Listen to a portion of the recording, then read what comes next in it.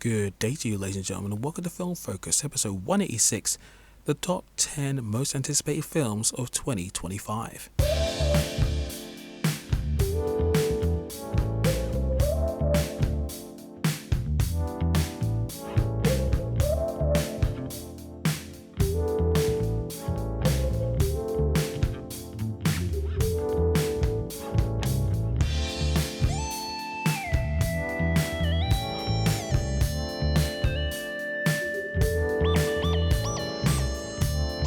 Well, hello there, ladies and gentlemen of the North, South, East and West, and welcome to another episode of Film Focus. I'm your host, the Hypersonic55, and I'm glad that you decided to join me once again for some film-related discussion. And here we are, looking upon a new year with new films. And I have a selection for you today.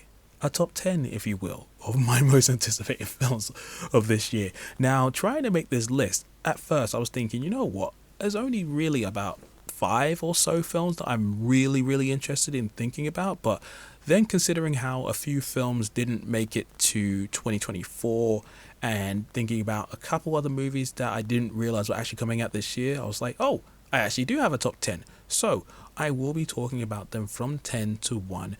It was kind of difficult for me to really think about which films I'm really excited about upon, over other ones essentially. So do not consider this list a be-all, end-all when it comes to their placement, but at the same time, there was some strategy in terms of putting this list together. So without further ado, we're going to jump into the list. Alright, so at number 10, we have Mortal Kombat number 2, the sequel to the 2021 reboot. Now, I am cautiously optimistic about this film because from everything I've been hearing from the director, the producers and the actors, they seem to have learned from the mistakes of the previous film, and I've heard the fans in terms of creating a film that has a tournament, that has characters beating the crap out of each other with more fights, more elaborate action, and it seems like everything is working so well, at least so far. There are certain signs of hope because they have changed the writer, they have Benjamin Wallfish coming back as the composer, which is good. Some of the new additions to the cast are very interesting, especially having Carl Urban as Johnny Cage, which again is still a very strange yet interesting choice. I'm very curious to see how they're going to handle Johnny Cage in this, but I'm just curious because with the amount of characters that are being introduced into this film, we are running into the dangerous territory of being in Mortal Kombat Annihilation territory, where there were so many people, but there wasn't enough time for everybody to have equal time to be memorable, to have purpose, and you don't want to have an ensemble cast and make bad use of them. And with Simon McQuoid coming back as the director, I'm hoping he has learnt from his previous mistakes and is able to come back a little bit more confident and be able to give us the Mortal Kombat film that we deserve, because the 1995 film, despite lacking some of the violence and more gamey elements, is still a pretty solid game adaptation. And it still was the film that brought us the original Mortal Kombat theme song in terms of having that Techno Syndrome theme song. So I just hope that this film, despite having so much more going on with it, it will be able to produce better action, better violence, and a more interesting story that is not only in line with the games, but also feels more satisfactory. And I pray to God that they make a better use of Cole, because that Cole guy was such a big bland load of nothing. He was toast. Plain toast. Actually, no. Toast. He was bread. He was just bread. It was a big nothing. So I'm hoping that they've given Lewis Tan more to do in this sequel. And then with number 9, we have Ballerina, which is the spin-off from the John Wick series. Now, I've always been interested in this film since it was announced because I like Ana de Armas, and anytime we get to see more of what's going on in the John Wick universe, I am down. I'm not going to lie, I didn't watch the Continental spin-off that showed up on Amazon just because it didn't look that interesting to me. But with this, I like the trailer of what we got. It looked pretty cool. Plus, this is going to be the last time we get to see Lance Reddick in a film, which will make me sad, but at the same time, I'll still be happy to see him on screen. So I've given the John Wick series a lot of my time, and I've had a good time with each entry. Each of them have brought something new and fun to the table. Now, this is obviously the first official film that's stepping beyond John Wick himself, so we'll see how Ana de Armas steps up and becomes a interesting or not so interesting character, but she's proven herself action capable with her time in No Time to Die, the last Bond movie, so fingers crossed for her. At number 8 we have the film Mickey 17, which was actually on my most anticipated film of last year until I found out the film was going to be pushed back into this year. The trailer had a way more comedic effect than I expected it to be, but Robert Pattinson has earned my respect over the years in the various different films I've seen him in. He's always fun, and with this film, with him playing like random clones of himself that constantly gets killed, it looks like it's going to be an interesting time. So obviously I get Moon kind of vibes from the trailers, but with way more comedy in there. But I'm curious to see how this film plays out, so I'm hoping it's good. Alright, and at number 7 we have Mission Impossible The Final Reckoning, formerly known as Dead Reckoning Part 2.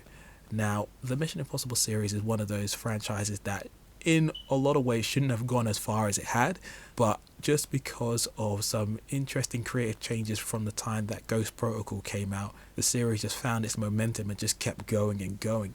And after Fallout, I was stupidly hyped for Dead Reckoning Part 1, now known just as Dead Reckoning. I watched that first trailer so many times, the choice of music was great, everything looked so hype, and I saw the film and I remember coming out of it just thinking, this was really good, but not quite as good as I'd hoped. The focus on AI, the villain, and how they had certain references and people come back from the past, all of it was interesting, fascinating stuff, but again, by the end of it I was like, I'm still down to see where this goes, to see the conclusion of this story, but I just wasn't as jazzed for some reason. So I'm hoping that Tom Cruise and Christopher McQuarrie has come up with like a satisfying conclusion to this series. Next up at number 6 we have the Fantastic Four. This film, ooh, there's so much riding on this bloody film. On the one hand, this is going to be the third major incarnation of the Fantastic Four in film, but technically fourth if you count the Roger Corman stuff from the 90s that not so many people are aware of now. But this is the next time that we get to see the Fantastic Four, except this time in the MCU.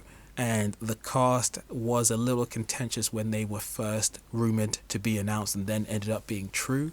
Obviously you have like Pedro Pascal, Vanessa Kirby, Joseph Quinn, and Eben Moss-Baccarat, at least I think that's how you say his name. All of them fantastic actors in like their own regard, and easily come up and become more notable, especially in recent years. And the Fantastic Four are such an interesting bunch of characters. They have so many cool dynamics and interesting rogues galleries, both on Earth, in other dimensions, and in space.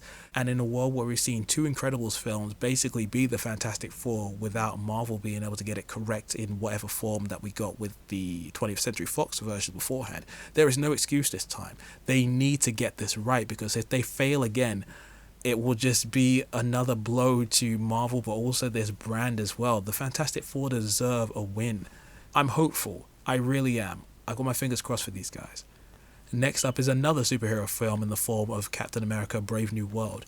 Now, seeing Sam Wilson step into the role of Captain America in the Falcon and the Winter Soldier TV show was really fun, and I've been curious to see what was going on with this film for a while. The first trailer really gave me hope. It gave me a more serious political thriller kind of vibe like we got with the Winter Soldier.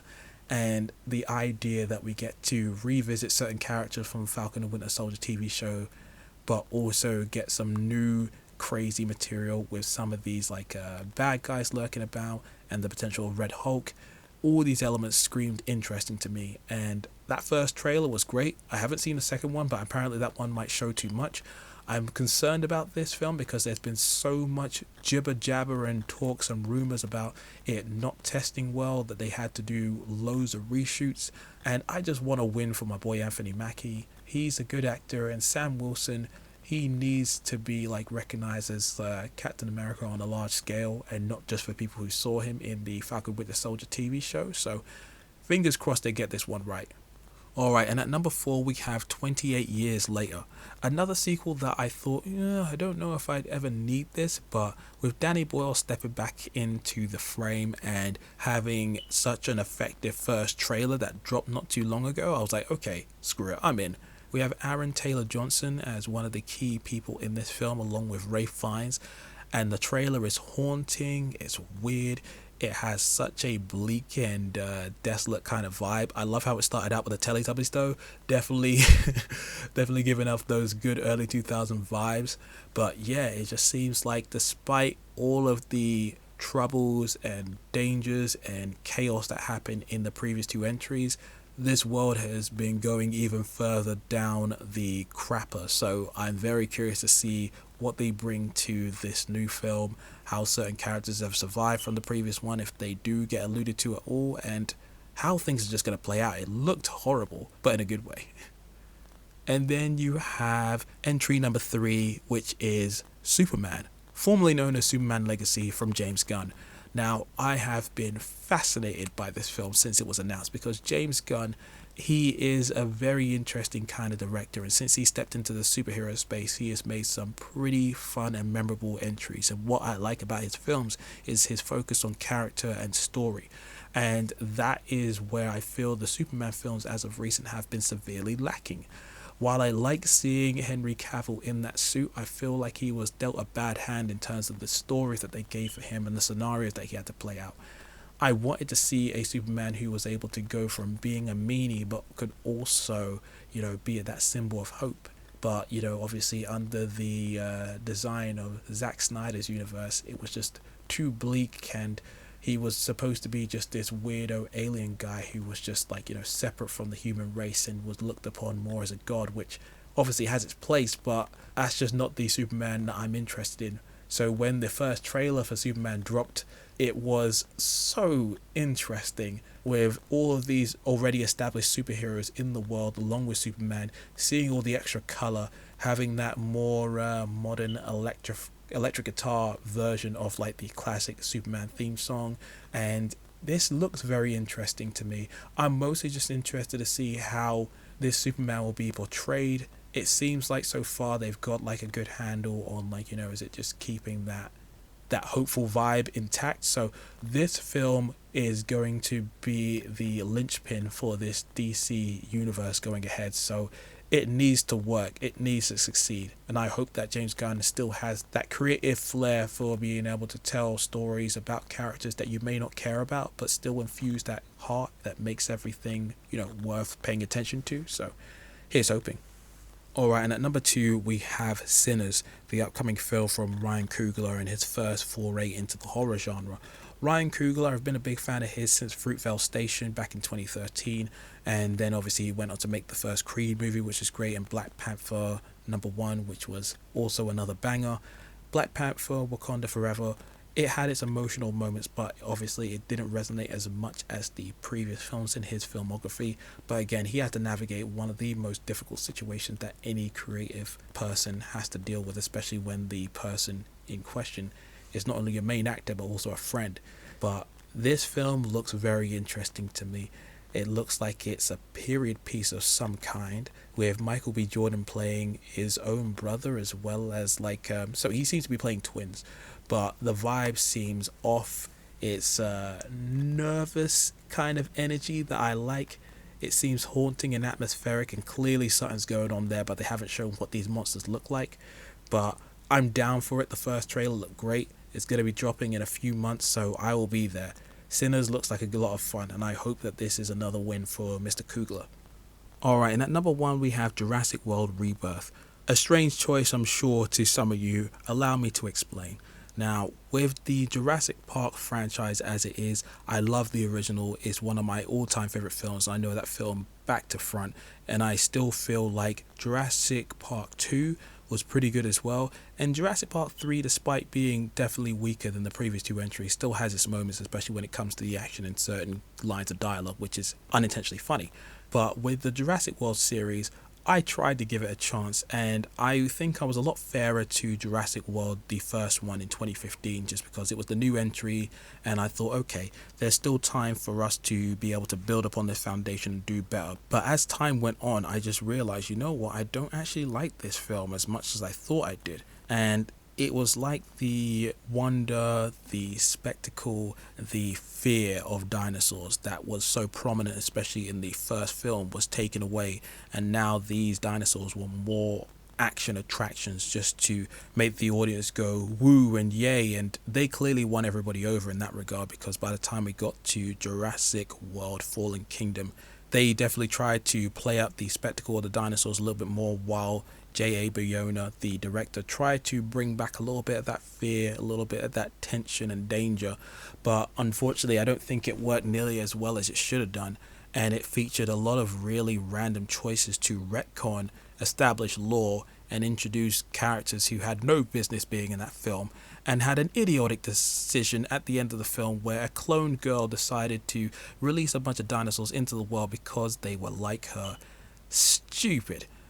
The film did present an interesting idea though. What would it look like if dinosaurs were lead free and lived on the planet in our ecosystem right now? Unfortunately, Jurassic World Dominion did nothing with that premise, and while we got to see little glimpses of what the world looked like with us and dinosaurs in it, it really didn't make very good use of that. They even brought back the original cast members, but they were mostly wasted. And even for the new and interesting scenarios that they had in the film, again, it just felt so nothing. We had a villain who was just like a petulant child who had these little hissy fits on occasions, and the film focused on a bunch of locusts for some reason, which was just strange as well. I will admit there were elements of Jurassic World Dominion that I did like, but overall I do acknowledge that the film was a bit of a dumpster fire overall. So with Jurassic World Rebirth, there's so many things that this film has going for it, in the sense that you have Gareth Edwards stepping into the director's role, who, if you have been listening to this podcast for a while, you know I've championed this man every opportunity I have had. I've loved Monsters, I really like Godzilla, I loved Rogue One, and I thought The Creator was a really good underrated film from 2023. So when I found out he was going to be the director for this film, I'm like, okay, this guy knows his monsters, this guy knows how to do scale, he knows how to do spectacle, and he might be able to help keep the budget in check as well. So I am very hopeful for that. The fact that they had David Koepp come back, who wrote the original Jurassic Park, was also a sign of good things to come as well. But from the interviews that I've heard about this film, it just sounds like we're going back to basics, trying to create that sense of joy yet fear that comes with dinosaurs, creating scenarios where characters are in danger and there is always the element that anything could happen at any time. And I'm hopeful. The images look good. I'm looking forward to seeing my first trailer at some point this year. I want to believe so badly that this film is going to be a good time. And it's so interesting to have like people like Scarlett Johansson and Mahershala Ali in the Jurassic universe. So I'm hoping they're going to make good use of these characters. Just as long as we get something as close to Jurassic Park, the original, as possible, that's all I want. Alright, and that is going to do it for my top 10 most anticipated films for this year. Now I turn it over to you, ladies and gentlemen. What do you think of my list? Are any of my entries on your list? And if not, tell me what films you're most anticipating in the comment section below, or hit me up on Twitter where I'm at Hypersonic55 or at FilmFocus55. Check out the podcast on SoundCloud, iTunes, and Spotify, and other places where podcasts can be found. And check us out on Instagram and YouTube. And I guess that's it for another episode of Film Focus. And until next time, this is the Hypersonic55 signing out. Peace.